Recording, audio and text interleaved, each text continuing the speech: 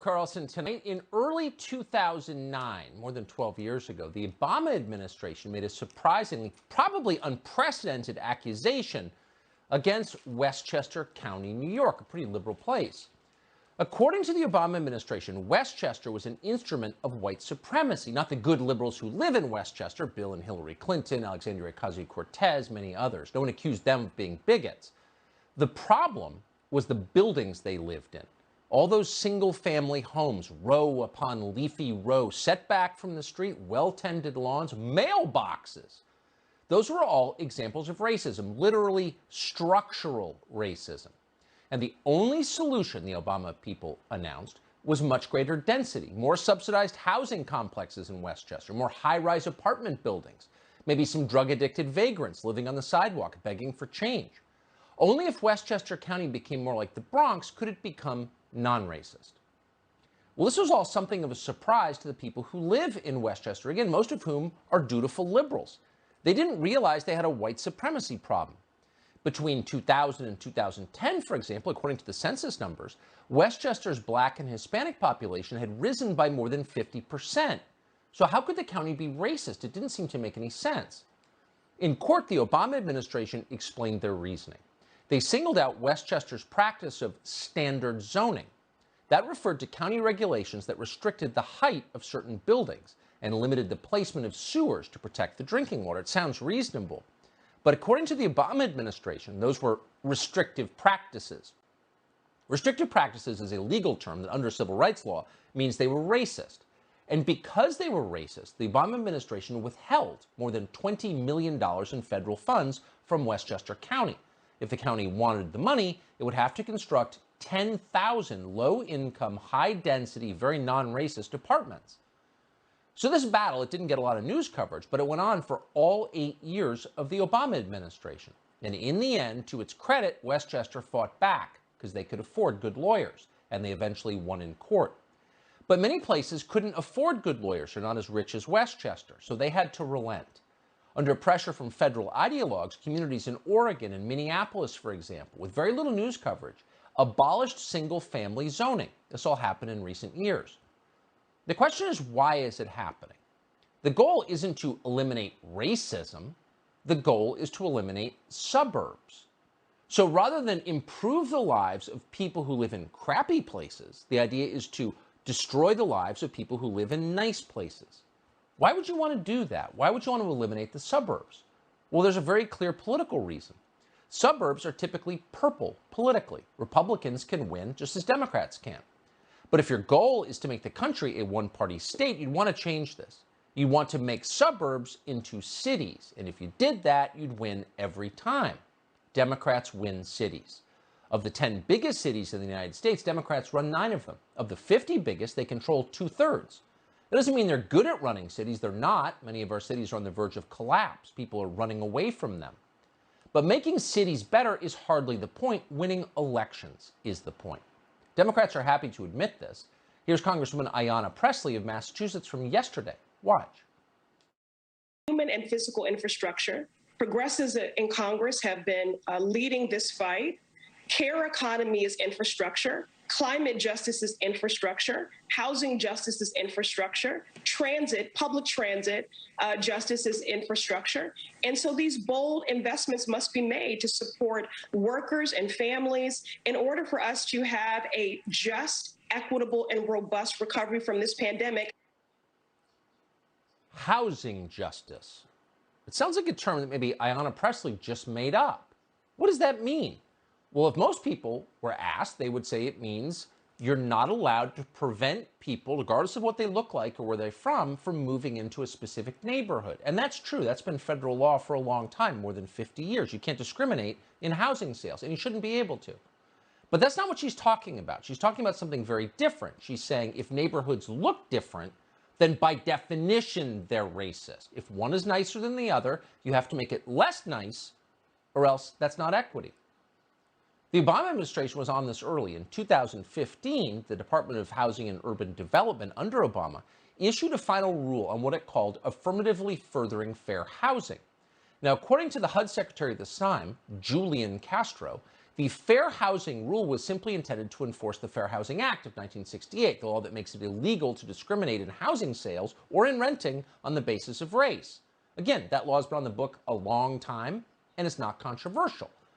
But that law also requires local jurisdictions that receive federal money to take steps to affirmatively further the goal of eliminating race discrimination in housing. This is a complex wordplay, but here's what it means. Under the Obama administration, HUD went one important step further. According to Julian Castro, the existence of, quote, concentrated poverty in urban centers as opposed to the suburbs constituted de facto evidence of racial discrimination. In other words, as long as there is a place that's poorer than the place you live is racist. That's insane. But on the basis of that assumption, they move forward. And local jurisdictions were told to eliminate single-family zoning and increase density in business districts. And if they didn't comply, they might lose millions of dollars in community development block grants from HUD. That was a very radical step, and most Americans were unaware it was even happening. And people who live outside the cities are very against it, including faithful Democrats. None of them were for that. If they wanted to live next to Section 8 housing, they would have stayed in the city in the first place. So people hate this idea. Suburbs are very complicated organisms, like everything humans build. They've developed over a century, in some cases more than a century, for good reason. To have federal ideologues come in and destroy them is very threatening to people. They're not for that. Again, even Democratic voters are not for that. And of course, Joe Biden understands that. He's not a genius, but he knows what people fear. So when asked about it during the last campaign, he lied. Watch Biden reassure you that it's racist even to suggest that he would want to change America's suburbs. Here it is. Look what he's doing now, the president. He's trying to scare because an awful lot of suburbanites are now deciding they're going to vote for me, at least the polling data suggests, as opposed to him. And he's talking about, what he's going to do, he's going to send all these folks out to suburbia. They're going to end up with houses out in suburbia and apartments in suburbia.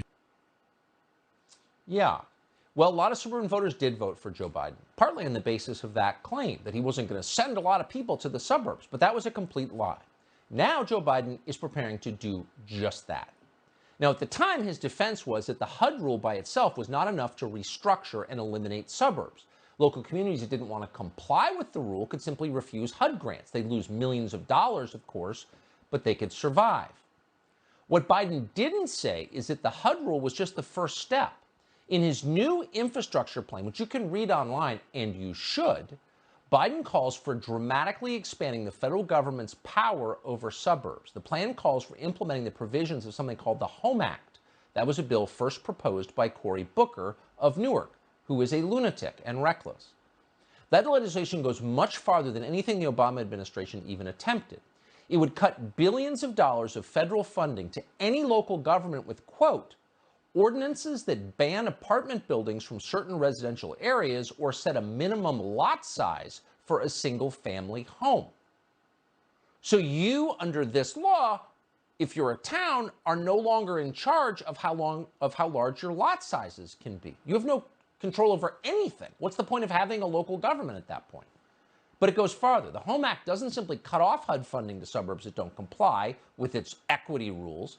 It prevents states from getting federal transportation grants of any kind if they refuse to allow high-rise apartments or other high-density zoning in their suburbs. And that's very different. Unlike a HUD grant, that is money that states have to have. They can't refuse it. States need federal transportation dollars to fix their streets and highways. And by the way, it is their money anyway. It was dutifully sent to Washington, it is every year, by citizens of their states. But the Biden administration is in no mood for negotiation with suburban homeowners. Screw them with their decent schools and crime-free streets, living in their little 1950s America. According to the principles of equity, those people must be bigots by definition. They're living better than people who live in densely populated cities are living, therefore we must crush them. This is not a conspiracy theory. Very soon it could be the law. Read the bill. Abolishing the suburbs is a major part of the Biden administration's infrastructure plan. That legislation is still being negotiated tonight, and it's not final, but already the media are rushing to defend it. What shills they are, what liars.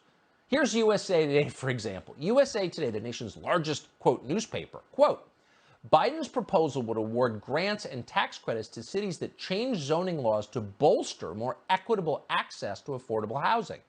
A house with a white picket fence and a big backyard for a 4th of July barbecue may be a staple of the American dream. But experts and local politicians say multifamily zoning is key to combating climate change, racial injustice, and the nation's growing affordable housing crisis. Really? Because if you wanted to fix the affordable housing crisis, maybe you would prevent foreign governments from buying up residential housing stock, which they are doing, or BlackRock from buying up single-family homes and turning them into rentals. Maybe you would make some effort to loosen the housing market a little bit, but they're not doing that. They're doing just the opposite. So you may ask yourself, can the federal government really ban you from having a suburban home with a backyard, celebrating the 4th of July with your kids, all in the name of climate change and racial equity? Can they prevent suburbs from having roads if they don't build low-income housing projects? Well, under existing civil rights law, a plan like this only works if the feds can prove that your roads are somehow racist. And that is exactly the case they've been making right out in the open. Why has nobody noticed this?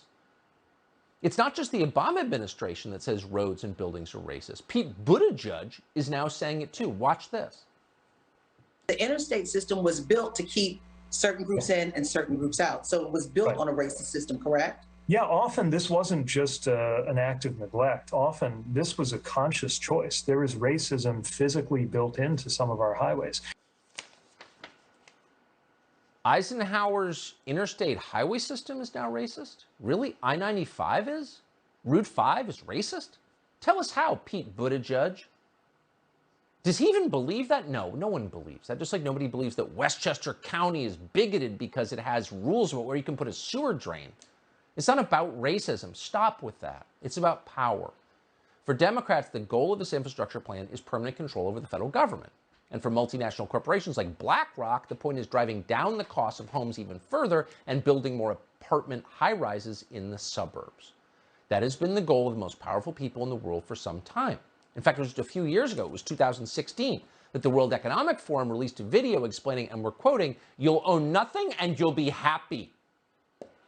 What's less clear is why more self-described conservatives, their job, by the way, is to conserve things like America's self-respecting independent middle class, aren't objecting to this. It's not clear they even notice it's happening. They're negotiating this bill. The future of the way Americans live is at stake. And you never hear them say that. Luke Rosiak of the Daily Wire has noticed. He's been covering this story, maybe more intensely than anybody. He joins us tonight. Luke, thanks so much for coming on. So, at the core of this, I mean, correct me if I'm wrong, and expand on this one sentence, but at the core of this legislation is a total remake using federal power of the way millions of Americans live. Am I overstating that? No, you hit the nail exactly on the head. Zoning is the most basic thing that local governments do. Towns know which area should be sort of the town square, the quaint little village where you can walk places, which should have more of a natural feel where you preserve, trees and big yards. And the federal government has no role in this. In fact, if residents of those towns wanted to change their zoning to do the kind of things that you talked about, they could have done so. They don't. The voters don't want it. And so the federal government is now printing money and bribing local officials to betray their own constituents with these stimulus funds. No one wants this. It's really important to say people of both parties like living in the suburbs. That's where they move there. The majorities of every racial group choose to live in the suburbs. The majority of immigrants choose to live in the suburbs. And so Democrats have been talking for decades about urbanism and mass transit, and it's going to be so efficient if we can all live in these stack and pack concrete jungles because you won't have to run the utility lines as far. It'll be very efficient and things like that. And now they're suddenly reversing course, and they're saying, you know what?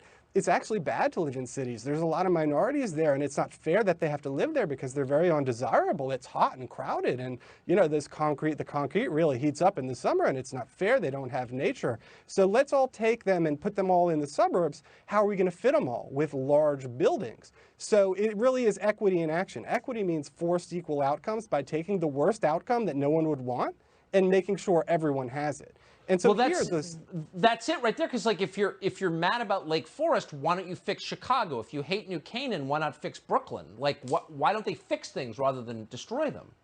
Right, and there's no indication people from the suburbs want to go live in people from the inner cities want to go live in a housing project plopped down in the middle of a single-family neighborhood. Exactly. But what this bill would do, two things. You can put apartments anywhere.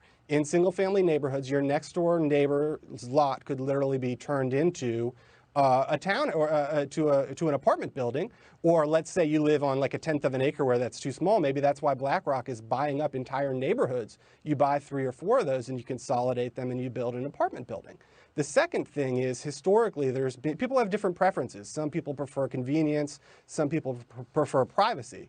And so people have 1 acre, 1/4 acre. This is all going to be doubled. They're dramatically increasing the population density with no debate. It's shocking. Any Republican who votes for this ought to be primaried for real. Luke Rosiak, thanks so much for joining us. So Joe Biden told us recently that the single gravest terror threat we face is not Islamic terrorism, ISIS or Al-Qaeda, as the government has told us for 20 years now, since 2001. It's not the brutal mobs of race extremists who burned and looted our cities last summer, BLM and Antifa, as if you'd been paying attention, you would assume it would be. Of course, they're the ones who burned the cities. No, it's none of that. The main threat we face as a nation, Biden told us, is white supremacy, white American terrorists. And our law enforcement and intelligence agencies have concluded that. The president said it's an established fact. And then he stopped. Strangely, that's all that Biden told us. He never said who those white supremacists were. He didn't explain what they believe or what they plan to do to America. He announced no arrests of any of them. He didn't name a single person or organization. So who is the white Osama bin Laden? Joe Biden didn't say. Neither did his Attorney General, Merrick Garland, when he reiterated Biden's claims several days later. So the rest of us were left to wonder, who exactly are these domestic terrorists? We still don't know the answer, and neither do many longtime FBI agents, as we learned this weekend when we spoke to a couple of them. Biden's claim is absurd, they told us. It's not even close to true. In recent years, there have been so few crimes committed by avowed white supremacists that the FBI strongly considered dismantling the office within the Domestic Terror Division that investigates white supremacist groups. As the agents we spoke to put it, the number of cases the program manager had didn't justify his position. There was nothing for him to do. For decades, by contrast, the greatest domestic terror threat has come from radical environmental groups. They commit the most crimes. Look it up. White supremacists, meanwhile, are at the bottom of that list, and federal statistics prove it. Americans are, in fact, much more likely to die from a lightning strike than at the hands of a white supremacist. White supremacy may be ugly, many opinions are, but it is not a meaningful threat to the nation, and claiming otherwise is a lie. So why does the Biden administration persist in telling that lie? Well, it's a racial attack, obviously. It's waged for partisan political purposes. You tell black voters that Republicans are the KKK, and maybe they will keep voting for you. That's the idea. It's certainly easier than fixing Chicago or raising test scores, which they should be doing. But there's also a deeper significance. The Biden administration is signaling a very real change to actual federal policy. The war on terror, now ongoing for 20 years, has pivoted in its aims. The war on terror is now being waged against American citizens, opponents of the regime. We saw this on display on January 6th. We told you a couple of weeks ago, based on language in publicly available indictments, that the FBI clearly had foreknowledge of the riot at the Capitol that day. And the agents we spoke to this weekend confirmed that is true. Quote, the FBI had sources in that crowd, confidential sources, snitches. That's 100% certain. But it's not just political protesters the government is spying on. Yesterday, we heard from a whistleblower within the U.S. government who reached out to warn us that the NSA, the National Security Agency, is monitoring our electronic communications and is planning to leak them in an attempt to take the show off the air. Now, that's a shocking claim, and ordinarily we'd be skeptical of it. It's illegal for the NSA to spy on American citizens. It's a crime. It's not a third world country. Things like that should not happen in America. But unfortunately, they do happen, and in this case, they did happen. The whistleblower, who is in a position to know, repeated back to us information about a story that we are working on that could have only come directly from my texts and emails. There's no other possible source for that information, period. The NSA captured that information without our knowledge and did it for political reasons. The Biden administration is spying on us. We have confirmed that. This morning, we filed a FOIA request, a Freedom of Information Act request, asking for all information that the NSA and other agencies have gathered about this show. We did it mostly as a formality. We've also contacted the press office at both NSA and the FBI. We don't expect to hear much back. That's the way that usually goes. Only Congress can force transparency on the intelligence agencies, and they should do that immediately. Spying on opposition journalists is incompatible with democracy. If they are doing it to us, and again, they are definitely doing it to us, they are almost certainly doing it to others. This is scary, and we need to stop it right away. Farmland is vital. You need it to eat, but you'll never guess who owns most of the farmland in the United States. It tells you a lot, and we'll tell you who it is straight ahead. Liberals like Joe Biden, who invented the term Latinx to take the gender out of it. It's an attack on a culture. It's not just patronizing, it's hostile. And the people it's aimed at don't like it. So why don't you stop it? Please. Chairman of the Joint Chiefs of Staff oversees the entire U.S. military. It's a big job, a lot of weapons, the fate of the nation resting on his shoulders. In the case of the Joe Biden administration, and by the way, the Trump administration, same guy, the chairman of the Joint Chiefs is a man called Mark Milley. At a hearing this week, Milley explained that he is deeply concerned about something, not the threat from China, not the state of readiness among the troops. No. He's concerned about white rage. He didn't explain what that is, but he said it's a huge problem. White rage. Watch. I do think it's important, actually, for those of us in uniform to be open-minded and be widely read. And the United States Military Academy is a university. And it is important that we train and we understand. And I want to understand white rage, and I'm white, and I want to understand it. So what is it that caused thousands of people to assault this building and try to overturn the Constitution of the United States of America? What caused that? I want to find that out. I want to maintain an open mind here, and I do want to analyze it. It's important that we understand that because our soldiers, sailors, airmen, Marines, and Guardians, they come from the American people. So it is important that the leaders, now and in the future, do understand it. So let's be really clear. White rage is not a medical condition. It's not even a legitimate academic theory. It doesn't exist. White rage is a racial attack. It's an attack against people on the basis of their skin color. So here you have the chairman of the Joint Chiefs of Staff in a congressional hearing leveling a race attack against American citizens. The guy is supposed to be protecting our country. That is disgraceful. It's disqualifying. It's without precedent. When was the last time that happened? And not only is it okay to complain about it, it ought to be mandatory. We shouldn't have a chairman of the Joint Chiefs of Staff who attacks Americans based on their skin color. It's disgusting. Sean Parnell served in Afghanistan. He's a decorated combat veteran. He's now running for the United States Senate from Pennsylvania. He joins us tonight. Sean Parnell, thanks so much for coming on. So there is this feeling, even among Republicans, that if the chairman of the Joint Chiefs of Staff comes out in a hearing and all of a sudden starts attacking people because of their skin color, you're just supposed to ignore it because he's a general and you're not. Shut up. Do you think we should ignore this? Yeah. No. If you were looking for a way to destroy the United States military from the inside out without firing a shot, talk about what he's talking about and implement critical race theory. It's a disaster. It's dangerous. It makes it harder to accomplish the mission. And ultimately, I think it will cost lives on the battlefield. I was blessed to lead an infantry platoon on the border of Afghanistan and Pakistan. We were probably the most diverse unit that you could possibly imagine. Northerners serving next to Southerners, black next to white, Christians next to atheists, next to Jews, rich next to poor, young versus old, and yeah, Democrats next to Republicans, right? But we didn't focus on our many differences. There were no hyphenated Americans with us in Afghanistan. And what we realized our secret weapon wasn't the sexy guns and equipment that we had. It was the love and brotherhood that we had for one another that allowed us to defeat the enemy at every single turn. Tucker, critical race theory undermines all of that. It's a disaster. When men and women raise their right hand to serve this country, they do so because they believe that America is an exceptional nation worth defending. Critical race theory undermines that because it teaches people that America is fundamentally bad, it's evil, its systems need to be reinvented because at their core, well, they're racist. That, Tucker, is a national security threat.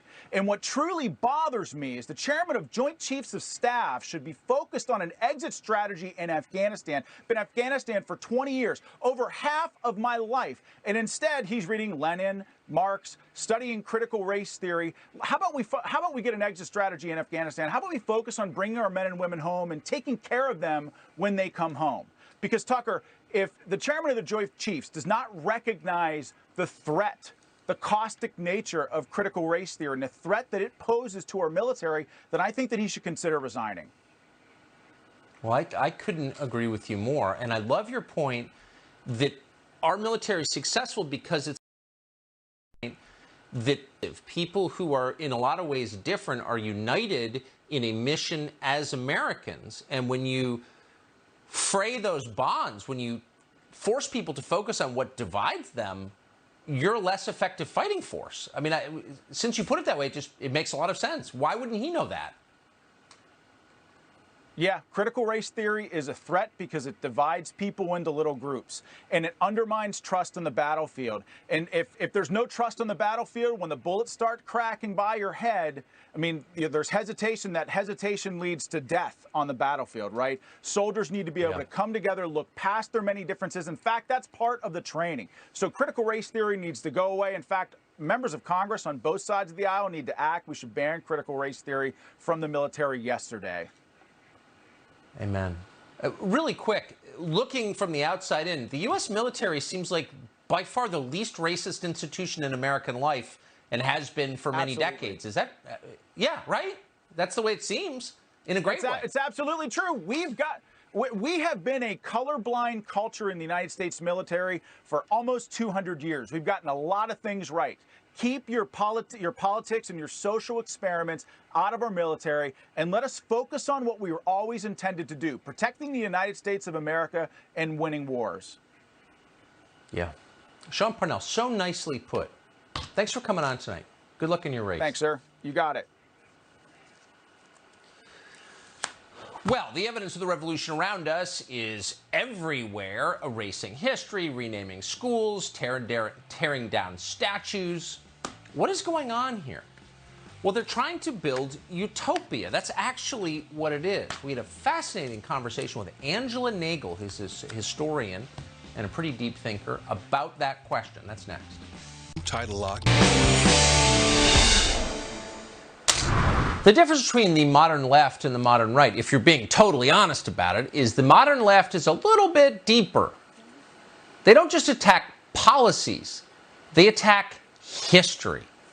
They tear down statues, they rename schools. They try and change the national memory. They make people disavow their own ancestors. Why do they do that? Angela Nagel is a figure on the left. She's looked into that question. You can find her work on Substack. We talked to her at length for the latest episode of Tucker Carlson Today. Here's her central insight.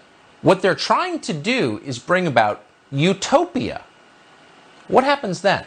Here's part of the conversation. That's sort of like catastrophic to put it this way, but if this utopian project falls at some point, they didn't change the flags, right? They didn't change the name of the country. They did that in the Soviet Union. They didn't do it here. But it is still a utopian project. It is still a social experiment in a totally new set of modern values. which is much more hell-bent on removing every single remnant of the past, of the old society.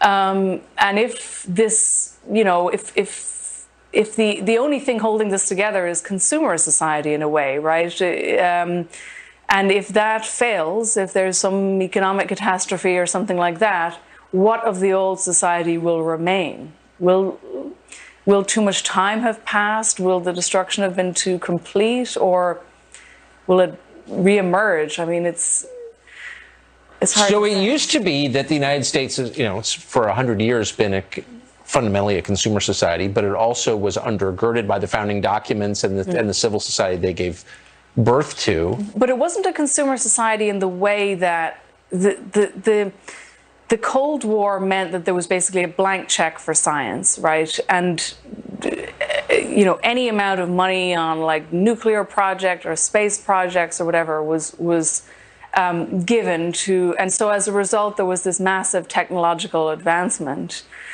And the capability, and remember also America emerged from World War II as the, you know, the industrial society with the least damage done, you know, to its productive capacities, which is why it became the superpower.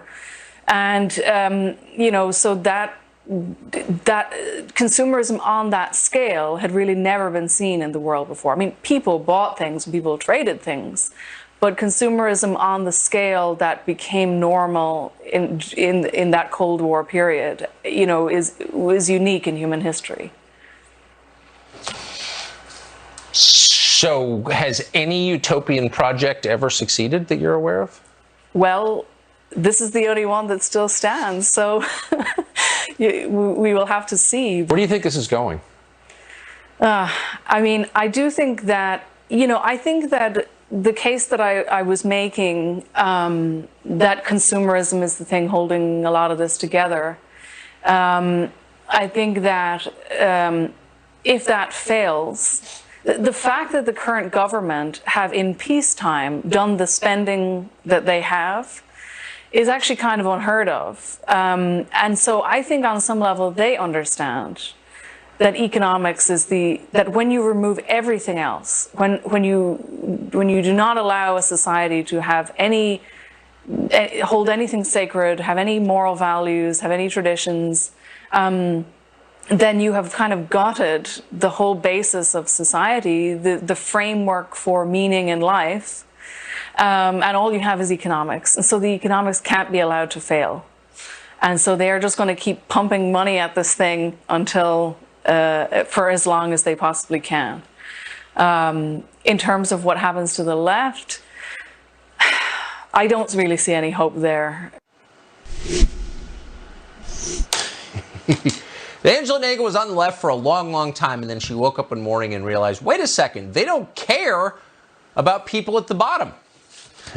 All of a sudden, they're promoting sex work and open borders. How does that actually help people? She's had quite a transformation. The full conversation at Tucker Carlson today. It's on FoxNation.com.